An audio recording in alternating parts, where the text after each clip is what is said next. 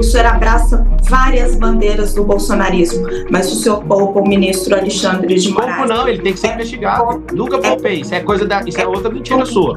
Raquel, isso é mentira. Não é mentira. É não mentira. O senhor não estou poupando. Falei que ele tem que ser investigado.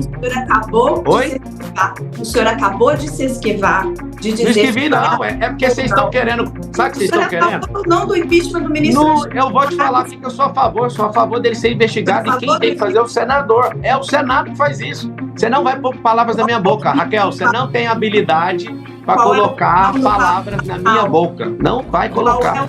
Não tem que curvar minha cabeça para ninguém. Só que vocês estão querendo me empurrar num problema. Vocês sabem que meu partido é frágil, que qualquer coisinha pode derrubar meu partido. Vocês estão loucos para ver isso, que eu vou ganhar essa eleição. Não coloque palavras na minha boca. A Corte Suprema está politizada. Eu quero que todo mundo entenda que não dá para entrar em 300 guerras ao mesmo tempo. Isso é sensato da minha parte, senão eu não consigo ser o prefeito de vocês. Eu já estou eleito prefeito do Brasil e vocês querem que eu arrume problema com a Suprema Corte. Sendo que eu entrar numa guerra dessa vai destruir a minha candidatura. Eu estou sendo honesto com todo mundo, não tem problema com ninguém. Quem quiser fazer isso, que coloque pressão nos senadores. Por favor. Candidato, o senhor disse no programa Roda Viva que o impeachment do ministro Alexandre de Moraes é uma questão do Senado, né? Porque cabe aos senadores decidir sobre esse assunto. Só que no sábado, o senhor vai estar o senhor disse que vai estar no evento, né, convocado ali pelo presidente Jair Bolsonaro, pelo ex-presidente Jair Bolsonaro, cuja bandeira é o impeachment do ministro Alexandre de Moraes. O senhor vai a esse evento? Esta é a principal bandeira, é a principal reivindicação. Por isso eu pergunto a opinião do senhor. O senhor é a favor do impeachment do ministro Alexandre de Moraes? Da onde que você tirou a que eu falei que eu vou? Eu vi pergunta sua no WhatsApp, eu nem te respondi, mas você está afirmando isso da onde? O senhor confirmou para os organizadores a sua presença. Negativo, nunca confirmei, é uma surpresa o 7 de setembro. Nunca confirmei, é uma surpresa. Dia 7 você vai saber. Não confirmei isso com ninguém, isso é uma inverdade que você acabou de falar. Ou então você não vai. Do jeito que vocês gostam de falar, fake news. Isso aí foi uma fake news. Você me perguntou no WhatsApp, eu não te respondi, para ninguém. É uma surpresa. A resposta é surpresa. Surpresa. Não precisa ficar ansiosa, Raquel, é surpresa. O senhor é a favor do impeachment do ministro Alexandre de Moraes? Olha, quem que tem que ser a favor é o povo, certo? Eu estou candidato à Prefeitura de São Paulo. A Prefeitura não tem competência disso. Tem exagero? Sim. Igual vocês noticiaram, tem que ser apurado. Quem faz isso não é jurídico, tá? Fiquei 5 anos na academia achando que tudo funcionava como instrumento jurídico. O impeachment é político-jurídico. Se ele não for... Se não tiver alguma situação em relação aos exageros, eu acredito que ele vai ter um problema muito grande. O que ele precisa de fazer? Ele precisa reconhecer esses erros. Falando agora para não criar uma ruptura, porque o impeachment cria uma ruptura absurda. Então, vocês precisam cobrar os senadores. São 81 senadores da República que precisam ser pressionados até a morte. Vou melhorar para não parecer que eu quero que matem eles. Eles têm que ser pressionados até o último respirar deles enquanto senadores da República. E precisa fazer isso. O senhor abraça várias bandeiras do bolsonarismo, mas o senhor poupa o ministro Alexandre de Moraes. Pouco não, ele tem que ser investigado. Nunca poupei. Isso é outra mentira sua. Raquel, isso é mentira. Não é mentira. É mentira. O senhor não estou poupando. Falei que ele tem que ser investigado. O senhor acabou de se esquivar. De dizer não esquivi, não. É porque vocês estão querendo. Sabe o que vocês estão querendo? Não do impeachment do ministro. Não, eu vou te falar que eu sou a favor dele ser investigado e quem tem que fazer é o senador. É o Senado que faz isso. Você não vai pôr palavras na minha boca, Raquel. Você não tem habilidade para colocar palavras na minha boca. Não vai colocar. Qual é a opinião do Pablo Marçal? A opinião é simples, que seja investigado, que ele reconheça os erros, que a Folha de São Paulo mostrou que ele passou dos limites. Passou. A corte, então você quer uma opinião? Eu vou dar uma opinião, tá? Não coloque palavras na minha boca, tá bom? Seguinte, colocou sim. Você falou que eu ia, você falou que eu iria, você mentiu. Isso é mentira. Eu não menti. Mentiu. Você vai ter que ouvir a verdade agora. Você mentiu porque eu não dei essa declaração pra ninguém. Eu não menti. Vamos lá, então. Mentiu. Eu vou... É o seguinte, deixa eu terminar, já que você provocou o assunto, pra te mostrar que eu não tenho que curvar minha cabeça pra ninguém aqui nessa república. O seguinte... Eu não menti. O que tá acontecendo... Você acabou de falar que eu confirmei. Eu não confirmei isso pra ninguém. Em relação ao 7 de setembro. Tá bom? Vamos lá. Eu falei pra todo mundo que é surpresa. Se eu responder, Raquel... Responde. Então, vamos lá. Certo, candidato. Vamos lá, para todo mundo saber. Não tem que curvar minha cabeça para ninguém. Só que vocês estão querendo me empurrar num problema. Vocês sabem que meu partido é frágil, que qualquer coisinha pode derrubar meu partido. Vocês estão loucos para ver isso, que eu vou ganhar essa eleição. Não coloque palavras na minha boca. A Corte Suprema está politizada. Como um jurista, como alguém que é bacharel de direito, eu tenho uma declaração, já que você quer tanto a minha opinião. A Corte precisa recuar nessa questão política, devolver o ato fundamental do Congresso Nacional, que é a legislação. Eles legislam, não é a Corte que tem que fazer isso. Está tendo um exagero da Corte e aqui, como cidadão, está aqui minha opinião. Eu quero que todo mundo entenda que não dá para entrar em 300 guerras ao mesmo tempo. Isso é sensato da minha parte, senão eu não consigo ser o prefeito de vocês. Eu já estou eleito prefeito do Brasil e vocês querem que eu arrume um problema com a Suprema Corte. Sendo que eu entrar numa guerra dessa vai destruir a minha candidatura. Eu estou sendo honesto com todo mundo, não tem problema com ninguém. Quem quiser fazer isso, que coloque pressão nos senadores. O Cleitinho, que é do Republicano, senador por Minas Gerais, foi o primeiro macho dentro do Senado Federal a me apoiar. Ele mesmo falou para todo mundo e não tem ninguém me cobrando. Vocês querem colocar palavras na minha boca para complicar meu partido. Eu não tenho nenhuma dívida com ele. É a opinião, o candidato. Eu vou até mudar de assunto aqui, mas o que eu acho que a Raquel faz o pedindo... todo mundo que está assistindo aí. É a opinião até para saber qual é o caminho, seu pensamento. Mas a minha opinião tem que ser investigado. Não tem ninguém que não acho que ficou claro isso, candidato. Eu vou para um outro assunto que a gente está aqui no tema conjuntura política. Teve uma fala do governador de São Paulo, Tarcísio de Freitas, que é a seguinte, abre aspas, Marçal é a porta de entrada para Boulos. E ele dizendo que o Nunes, o candidato, o atual prefeito, que tenta a reeleição, é o único que pode vencer Boulos num eventual segundo turno. Isso, inclusive, tem algumas pesquisas de intenção de voto que já foram divulgadas, essas que são registradas, né? E que mostram isso, inclusive. E aí se soma a algo que o senhor sempre fala, né? Tem que ser no primeiro turno, vamos lá, no primeiro turno. Como é que o senhor vê aí essa declaração do governador de São Paulo, né, que apoia Ricardo Nunes, dizendo, inclusive, aí que o senhor é a porta de entrada para Guilherme Boulos na Prefeitura de São Paulo? Eu acho que vocês todos, então, vão votar em mim. Todos que estão me entrevistando, porque vocês sonham em ver o Boulos como prefeito. O voto é secreto, né, candidato? O voto é secreto. A gente não pode contar pra ninguém. Se eu sou a porta de entrada pro Boulos, vota em mim no primeiro turno e a gente resolve. Quem falou isso foi o governador no vídeo de campanha do Ricardo. Foi no vídeo de campanha. Eu acredito que o Tarcísio tá enterrando a carreira política dele com essa declaração. De fato, querer proteger um cara que é fraco, igual ele, quando um governador precisa pôr força demais, além daquilo que ele acredita e seus princípios, e já está provado que o futuro ex-prefeito, que é o Ricardo, o Bananinha, ele é um cara que não tem pujança, presente o comando, ele não consegue tocar isso aí. Ele foi jogado aí. É o seguinte, todos precisam de saber que o Tarcísio, com essa declaração, inclusive eu quero pedir para vocês, até terminar a eleição do primeiro turno, para a gente ganhar nesse primeiro turno, que vocês relembrem o Tarcísio nas ruas e no Instagram dele, e de todo mundo que anda perto dele, para ele fazer o M. Ele não é obrigado a deixar de apoiar o Ricardo. Agora, colocar meu nome no meio, eu fiz um combinado com ele de cessar fogo. Só falaria dele se ele tocasse no meu nome. Então aqui continua o combinado. Ele tinha parado, porque toda entrevista eles estão falando de mim. Inclusive, todos estão falando de mim. Quero agradecer. Não parem, que isso tem contribuído para a gente vencer no primeiro turno. Porque a gente não tem televisão, fundo eleitoral, nem padrinho, nem rádio, nem nada. O Tarcísio, insistindo nessa tese dele, primeiro ele fez uma grande cagada, que falou que entre Boulos e Pablo no segundo turno ele anularia o voto. Ele reconheceu isso. Agora ele faz uma segunda. Ontem saiu uma notícia que o Bolsonaro, eu nem sei a veracidade da notícia, eu tô falando pela notícia, que o Bolsonaro falou que o Tarcísio tem que se afastar.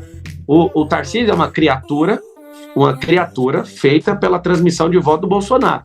Ele vai ter um problema muito sério eleitoral em 2026 se ele continuar nessa de me atacar, porque eu tenho representado essa frente do conservadorismo. Ela não tem dono, mas eu sou o representante forte aqui na cidade de São Paulo. Então, um recado para o governador: é melhor você defender o Banana sem falar do Homem de Ferro. Por quê? Porque senão vai dar problema para você, e eu acredito nisso, uma análise política, e eu termino respondendo isso. Não enterre sua carreira política, senão você não vira presidente nunca mais e não ganha nem para governador do estado de novo. Porque o povo da direita, o povo conservador, não tem dono. Atacar aquilo que a gente acredita, nós somos do mesmo lado. Eu te ajudei na sua campanha, você sabe disso. Te ajudei na sua campanha para governador, acreditando quando também ninguém acreditava. Quando você fala de pesquisa, já finaliza, você pergunta, ô Fábio, quando a pessoa fala que a pesquisa diz isso, a pesquisa de vocês não previa minha entrada. A pesquisa de vocês falava que o meu teto era 7, a Veritas que acertou. Não, são várias, né, candidato? Não é pesquisa nossa. O senhor, quando fala, parece que nós estamos pesquisando. Não, mas é que eu tô te falando. Sabe o que é pesquisa? Essa última agora foi o Real Time que falou isso. Tem a pesquisa do Real Time que falou isso. Falou, sabe por quê? Vou te explicar por quê. Porque é só mudar o viés da pesquisa, é para forçar a barra na sua cabeça. Por que o Datena vai sair agora? O Datena vai sair agora para a pesquisa mostrar o Boulos na frente. Eu já estou na frente descolado do pelotão, é só pegar a Veritas, saiu na CNN, saiu na Veja. É o seguinte, não tem como segurar um movimento, é um movimento de vingança do povo contra esses canalhas, esses comunistas. E o Tarcísio está do lado errado. Respeita a palavra dele em firmar, porque parece que o Ricardo foi bem legal com ele, em tudo que ele pediu o Ricardo fez. Governador Tarcísio, vou fazer a maior parte das coisas que você está propondo, porque eu sei que você é inteligentíssimo, mas a decisão sua de tocar no meu nome é errada, porque isso vai manchar a sua carreira política. Candidato, eu queria discutir fazer a pergunta, Raquel, que ele não fez de conjuntura política. Deixa só o Fábio fazer a pergunta dele. Vai lá, Fábio, daqui a pouco a gente passa. E eu peço, o candidato, se você pudesse ser bem sucinto para a gente ir para a fase final aqui. No Roda Viva de segunda-feira, o senhor começou a fazer uma elucubração sobre o Lula ser muito difícil de ser batido em 26, aí falou sobre a idade dele, eventualmente ele não conseguiu concorrer, alguma coisa assim. E aí eu fiquei com a sensação que o senhor ia completar algo, uma ideia de que se ele não for candidato, e aí eu emendo a minha pergunta, baseado no histórico político aqui da cidade de São Paulo, o senhor vai cumprir os 4 anos de mandato caso seja eleito, independente da conjuntura política, ou a conjuntura política de 26 é que vai decidir se o senhor vai até o fim ou não, caso seja eleito? Eu nunca escondi que eu serei presidente do Brasil. Eu vou mudar São Paulo para provar para o mundo inteiro, não é só para o Brasil não, que tem como o brasileiro ser o povo mais próspero da terra. É sobre prosperidade. Eu sou o estilo de José do Egito aqui nessa cidade e para esse país. Agora, eu vou deixar bem claro uma situação. O Tarcísio apoiando o Ricardo, insistindo nisso, o Bolsonaro está certo da leitura e eu vou refazer a leitura. Sem Bolsonaro elegível, a gente tem um Tarcísio. A gente tem um Zema para vir de vice, que já pediu, tem bons governadores, o Ratinho, tem uma turma muito boa. Mas, se o Lula morrer, eu saio candidato a presidente do Brasil. Então, a única condição que eu vou colocar vai ser essa. Por quê? Eu acredito que o Bolsonaro ele vai voltar a ter elegibilidade, é remota, mas eu acredito, tinham 3 processos e ele conseguiu reverter 1, falta 2. Vai ter que ter humildade para fazer isso, reconhecer erro, pegar alguma outro tipo de sanção e resolver. É assim que funciona. Eu acredito num plano brilhante. Em 2026, o Lula perdendo para o Bolsonaro, que aí vem uma revolta popular de vamos devolver isso aqui, porque o governo do Lula hoje já fez um rombo fiscal em 24 meses, menos de 24 meses, de quê? Mais de 1 trilhão. Se ele repetir essa merda, ainda mais agora que ele trocou o presidente do Banco Central, ele vai baixar a taxa de juros e vai gastar como uma pessoa, um filho pródigo, que é o que ele tá. Minha visão em relação ao Lula é que ele é o filho pródigo. Pegou a riqueza de um povo e tá gastando tudo, que é a última chance dele. O que acontece? Se for o cenário perfeito, Bolsonaro presidente de novo, Tarcísio governador, reeleito, parando de falar essas asneiras, Marçal na prefeitura de São Paulo e a tríplice coroa. Não funcionando nada disso, não tendo ninguém, eu já deixo pro povo de São Paulo saber. Com a morte do Lula, pode escrever assim na notícia. Se Lula morre, porque ninguém dura para sempre, eu viro candidato a presidente, porque nem Tarcísio vai dar conta, porque ele apoiou o cara errado, o Bolsonaro vai estar inelegível e eu quero servir o Brasil. Só nessa hipótese, tá bom? Faz o M todo mundo, batendo 100 mil aqui na UOL, tem que estar todos os candidatos juntos para fazer isso. A gente está aí... Tem bem rapidinho, Raquel. Rapidinho. Tem vídeo circulando no senhor na internet falando sobre o dízimo. Tem um deles em que o senhor diz o seguinte: eu parei de dar o dízimo quando vi um pastor abençoado pelos irmãos e ele ganhou uma Mercedes. A inveja foi tamanha, a pobreza era tão grande. E eu pensei, você não pode andar nesse carro. Eu pensei, se você é um pregador do evangelho, você não pode andar nesse carro. Os irmãos buscam a prosperidade, mas não querem abençoar quem te ensina. O senhor acredita que os pastores estão explorando os fiéis quando pedem o dízimo? Eu falei disso do pastor Aloysio, que eu convivi 20 anos, e quando eu dei essa declaração, eu era um comunista, né? Um cara que veio da escola pública, amava a pobreza e rejeitava a riqueza. Esse mesmo pastor, tem um evento que eu dou um relógio de ouro para ele de 150 mil reais, que ele abençoou muito a minha vida. Pastor Aloysio, obrigado por ter sido meu mestre, você destravou a minha mente em relação à riqueza. Você hoje lidera uma igreja chamada Videira, que tem mais de 300 mil membros. Eu nunca vi tanta gente prosperar como o senhor ensinou.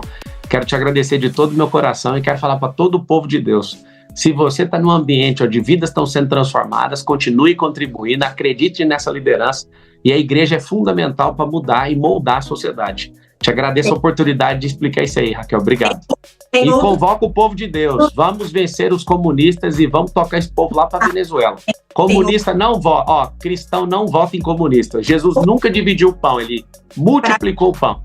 Candidato, para esclarecer, tem outros vídeos também falando sobre isso. Pode pegar todos os vídeos. O senhor está voltando atrás? O senhor acha agora que tem que pagar o dízimo? A minha cabeça era de pobre. É igual vocês discutindo o prédio de 1 quilômetro, sendo que vocês nunca construíram nada. É igual vocês falando de 2 milhões de empregos, sendo que vocês nunca geraram. Vocês mesmos, jornalistas, vocês nunca geraram emprego, vocês não sabem o que é isso. Vocês nunca geriram nada. É difícil ter que discutir com alguém que nunca fez isso. Eu era pobre, mentalidade de miséria e essa mentalidade de desonra.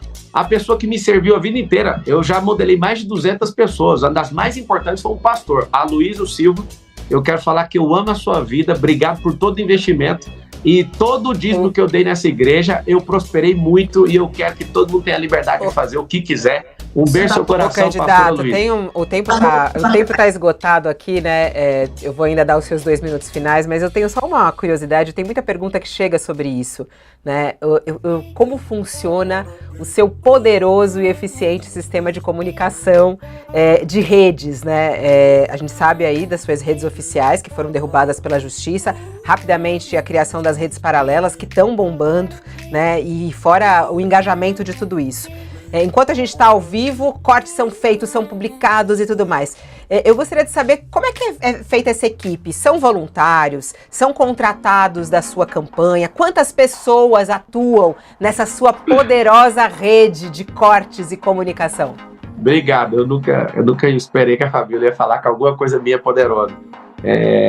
Quando acabar a eleição, eu vou lançar um canal de televisão também. Eu vou virar apresentador de TV, sendo prefeito de São Paulo. Eu vou virar o cara, ser um filantropo mais poderoso do Brasil. Esse é meu alvo. Um dia eu chorei vendo o Bill Gates doando 5 bi de dólar. E eu fiz uma oração, falei assim: Deus, eu não admito ser uma pessoa que doa menos que esse cara. Me faz prosperar, que eu quero ajudar o povo.